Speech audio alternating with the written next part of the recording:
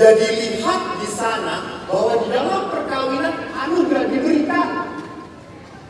Maka seringkali begitu kagumnya saya melihat pasangan, saya lihat laki-lakinya ganteng, perempuannya, ya Tuhan Yesus. Gue aja yang pastor gak suka. Ya saya pria normal. Lalu setelah si calonnya ke WC, saya tanya, kamu kok bisa tertarik dengan perempuan yang seperti itu? Pastor tidak melihat yang saya lihat.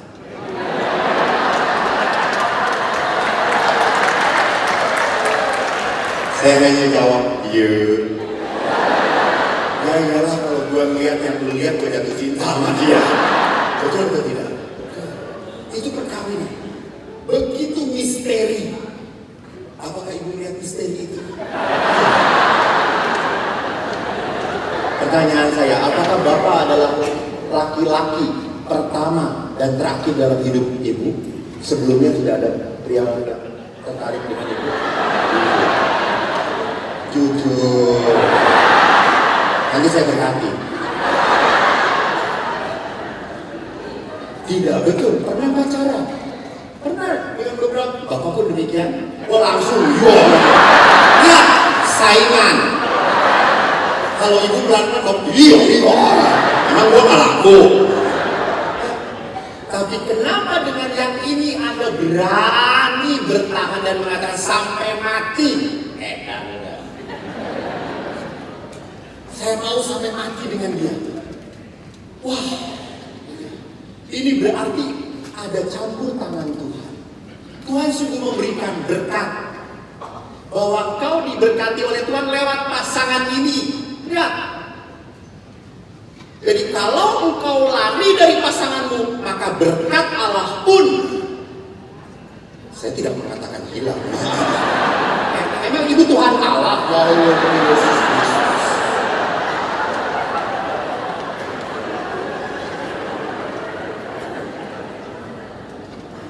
Jadi kalau Anda tahu bahwa perkawinan itu berkat anugerah, maka pada saat Anda lari dari anugerah itu, Anda tidak akan menemukan kedamaian. Berkat Allah ada, tetap ada, tapi damai, sukacita tidak akan ada. Rasakan. Saya pernah memberi retret dengan jubah seperti ini lengkap. Tiba-tiba ada anak SD mendekati saya. Lalu dia kagum lihat jubah saya. Pastor! Ya, pastor ini gembala di gereja Katolik ya? Ya, saya Kristen pastor, saya punya bapak pendeta. Oh, pastor hebat ya. Katanya pastor ini tidak kawin ya. Saya berkata, ya, saya tidak kawin. Jadi pastor homo ya.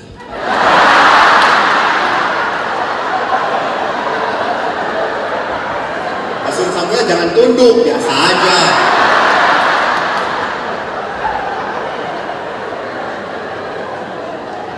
Terus saya mengatakan, gue normal. Lalu dia tanya, karena kan namanya anak-anak kelas 6 SD ingin tahu. Jadi pastor ini bisa jatuh cinta? Bisa. Dan ada yang jatuh cinta pada pastor? Banyak. Lalu dia tanya, siapa pastor? Encim.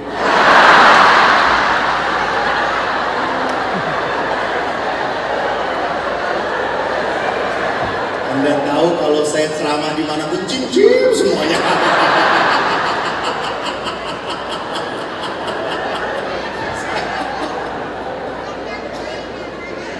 Lalu anak ini, wah pastor bisa menikah dan tidak mau menikah.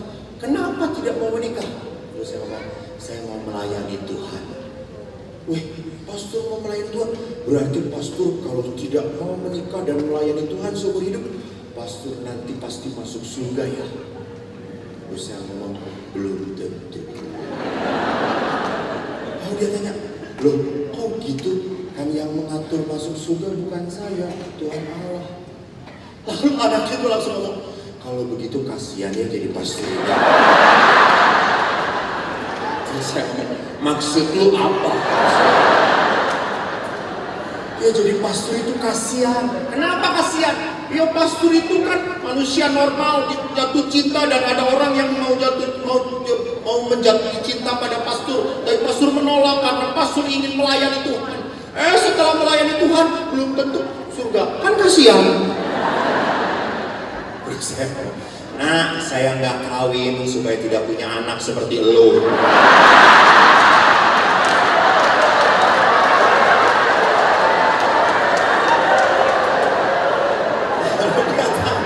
Emang saya kenapa pastor? Nyebelin kata saya.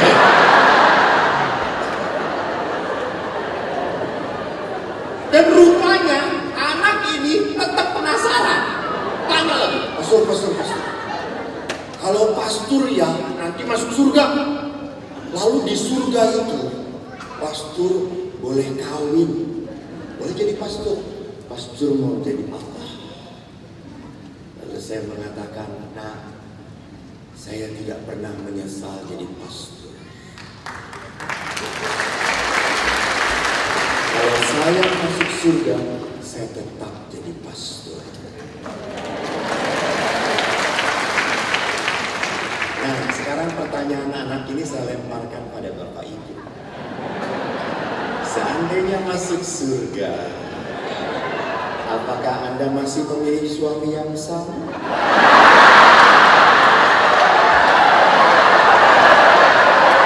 Jawab. Yudas Iskariot.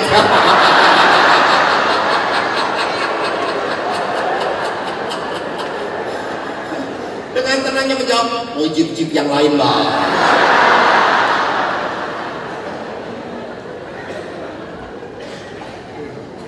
Coba sekarang yang pasangan suami istri, ayo tanya.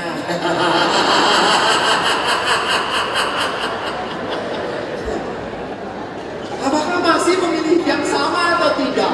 Pertanyaannya, kenapa tidak? Berarti ada sesuatu. Jadi lihat di sana bahwa anugerah dalam perkawinan tidak pernah dicabut oleh Tuhan. Hanya masalahnya saya memelihara atau tidak anugerah itu. Saya pun sama menjadi imam dulu sejak kecil. Saya sejak kecil ingin jadi pastor. Ditanya, mau jadi apa Pak? Pastor. Yang tidak bangga itu bapak saya. Karena Anda tahu toh, saya waktu di YouTube. Saya kemarin ke Balikpapan memberi seminar. Lalu anak kecil ada, oh ini ya pastor yang bodoh itu ya.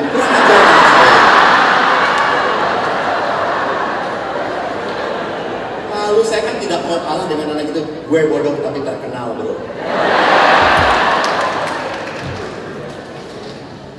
Saya bodoh. Sampai ayah saya itu ngomong, jangan jadi pastor nanti memalukan umat Katolik. Bodoh mau jadi pastor. Dan saya mau jadi pastor. Bodoh, jangan jadi pastor. Udah jadi prodiakon. Enggak, saya mau jadi pastor. Bodoh. Lalu akhirnya saya jengkel. Biarin nanti kalau Eko sudah jadi pastor khusus untuk orang-orang bodoh. Dan Tuhan mendengar doa saya.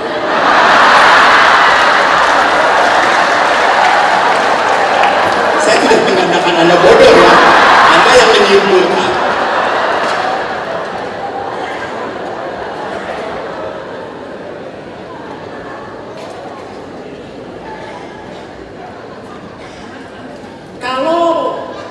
Kitab suci mengatakan seperti itu.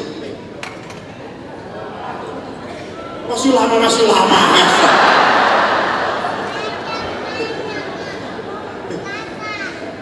Esa udah diem. Di dalam kitab hukum kanonik dikatakan tujuan perkawinan itu apa? Dalam kanon 1055 dikatakan perjanjian perkawinan dengan mana pria dan wanita membentuk antara mereka kebersamaan seluruh hidup dari sifat kodratnya terarah pada kesejahteraan suami istri serta pada kelahiran dan pendidikan.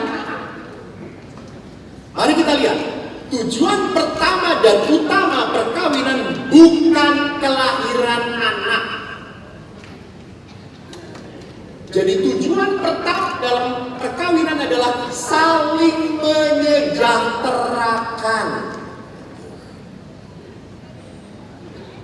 Saya tahu kalau sejahtera itu berarti tahu sekali apa yang disukai oleh pasangan saya. Dan apa yang membuat tersinggung pasangan saya. Itu menyejahterakan. Jadi kalau tahu ini menyinggung pasangan saya tidak akan ngomong menyakiti dia. Nah, kalau saya tahu dia suka, saya bawakan. Menyejahterakan. Di pasturan pun, karena saya dididik oleh ibu saya. Ibu saya sangat baik sekali.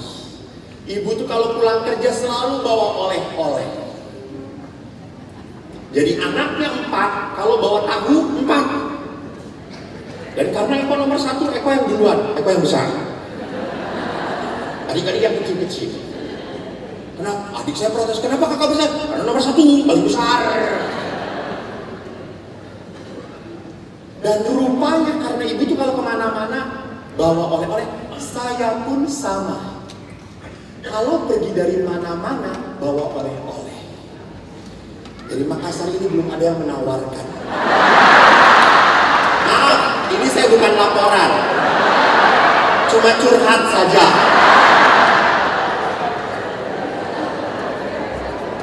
Jadi pernah suatu seminar, saya tuh kalau seminar di tengah-tengah agak jengah kalau makan. Pas di tengah-tengah ada makan. Lalu saya nggak makan. Kebetulan makannya bakso Malang. Lalu bakso makan, dan saya minum aja dengan kue sedikit. Setelah itu ibu-ibu mengatakan, ya udah dibawa saja ya pastor.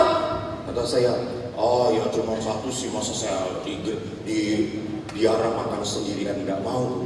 Oh ya sudah, berapa dong para pastor di sana? 10. Oh, ini asli 10 memang. 10 pastor? Ya. Lalu beberapa ibu, wah menyesal nawarin pastor. Dia bawakan 10 plastik bakso Malang. Kan saya seminar malam. Saya pergi kalau seminar pakai motor. Dibawa di rangsel saya, panas-panas di sini. Sampai rumah jam 11 malam. Ada tahu turun, semua sudah pada masuk kamar. Tapi saya pintar, saya gedor. Bakso. Dan semua bangun saudara-saudara. Coba kalau saya gedor, Rosario. Mereka langsung tidur.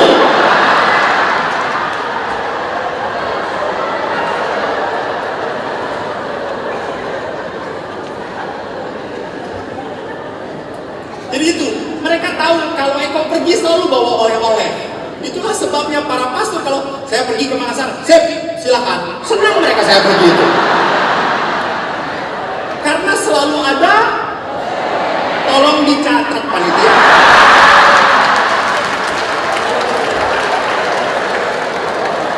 Bapak Ibu menyejahterakan pasangannya, saya harus menyejahterakan para pastor.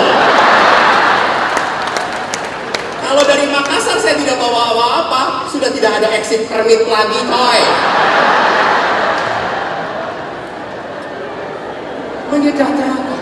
Saya tahu apa yang menjadi kesenangan para pastor. Lihat di sana. Pernah saya memberi seminar, lalu saya tuh ngomong pada bapak-bapak, Pak, tolonglah senangkan pasangan. Lalu seorang bapak terinspirasi.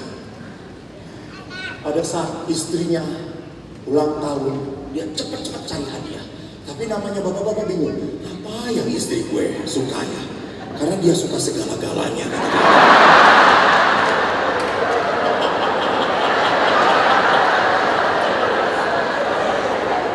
Ambil dia kata pastor yang paling, wah iya dia tahu, iya, gua tahu. Lalu dia cari, langsung, Pak, cari yang paling besar. Dibungkus berapa? Emang kenapa, Pak? Mau kasih surprise untuk istri terkasih. Oke, Pak. Lalu dia pulang. Enggak, biasanya dia ngebel. Saya langsung masuk, dia ngebel. Ting tong. Istrinya langsung buka. Apaan sih ngebel-ngebel? Ini jam berapa? Terlambat. Lalu istrinya, suaminya, Ma, happy birthday ya. Ih papa.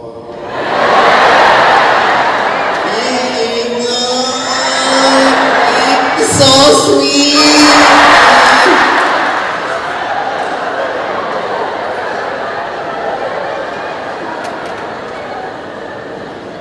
Lalu dikasihkan, Mam, ini hadiah untuk Mami. Mami pasti suka banget.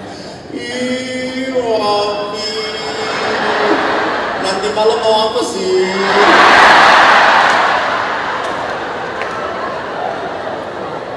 Lalu kalau perempuan kan dapat hadiah suka excited toh.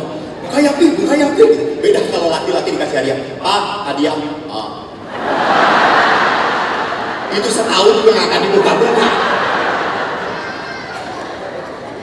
Kalau perempuan, buka yakin. Ya, buka. Pada saat dibuka, dia terkejut.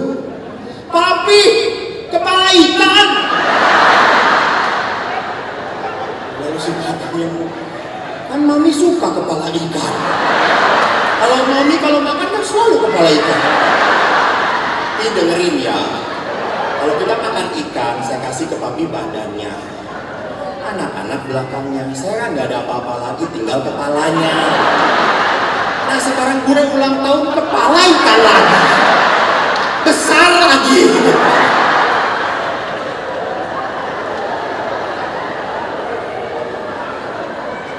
Jadi Bapak Ibu yang terkasih, ingat, kita tidak pernah bisa mengerti wanita. Wanita menangis belum tentu bersedih. Betul atau tidak? Mungkin juga terharu. Dan wanita tertawa belum tentu bahagia. Ini beberapa tertawaannya untuk menutupi penderitaan hidup. Kenapa saya tidak pernah punya suami seperti yang digambarkan pastor ya?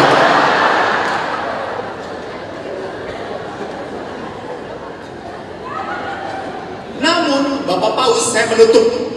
Ya, yang 7. Saya menutup. Bapak Paus mengatakan makna kesatuan panggilan untuk bertumbuh dalam kasih tadi, saling menyejahterakan, seringkali dibayang-bayangi desakan yang nyaris eksklusif pada tugas prokreasi. Jadi apa maksud Bapak Paus di dalam tulisan itu? Paus sering mengatakan bahwa ada keluarga-keluarga yang tidak dianugerahi anak, lalu merasa bahwa perkawinannya tidak berguna lagi. Ngapain saya bertahan menikah kalau tidak punya keturunan? Ini salah karena menomorsatukan apa yang menjadi nomor 2. Karena anak itu anugerah, tidak bisa dipaksakan oleh Tuhan kepada Tuhan. Tidak bisa.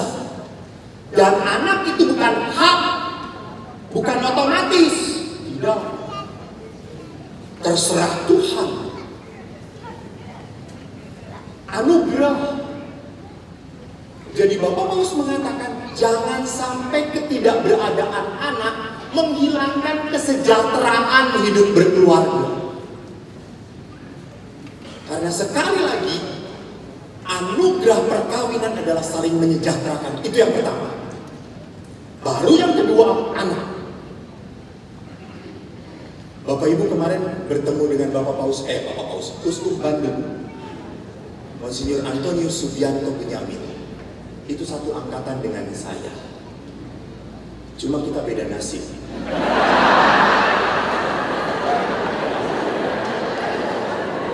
Beliau berkenan di mata Vatikan. Saya berkenan di mata Tuhan.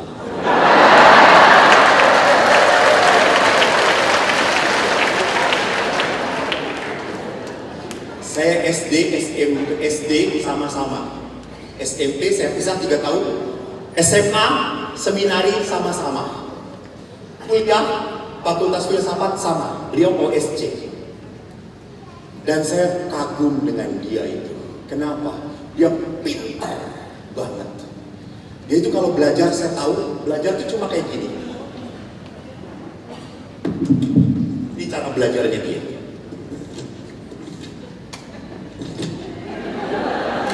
Selesai.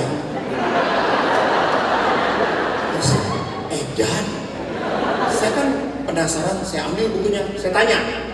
Dan saya tanya, dia persis titik komanya pun sama. Ngomongnya, sampai saya ngomong, lu kayak mesin fotokopi ya. Lalu saya ngomong, gue cobain. Lalu saya cobain gaya dia belajar.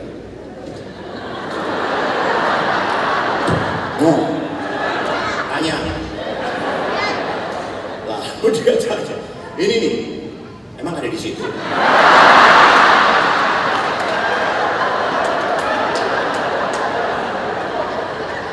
Saya mengaku pinternya. Tapi suatu saat dia pernah tanya pada saya setelah jadi uskup, kok kamu sudah pernah ke Yerusalem atau belum? Tanah suci.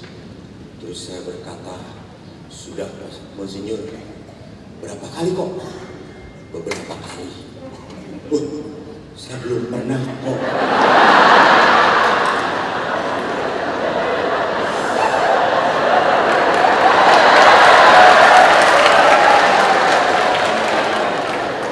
Terus Monsinyur, saya kembali tanya, Monsinyur pernah ke Vatikan belum?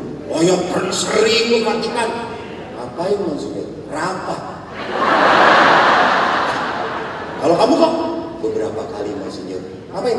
Rekreasi.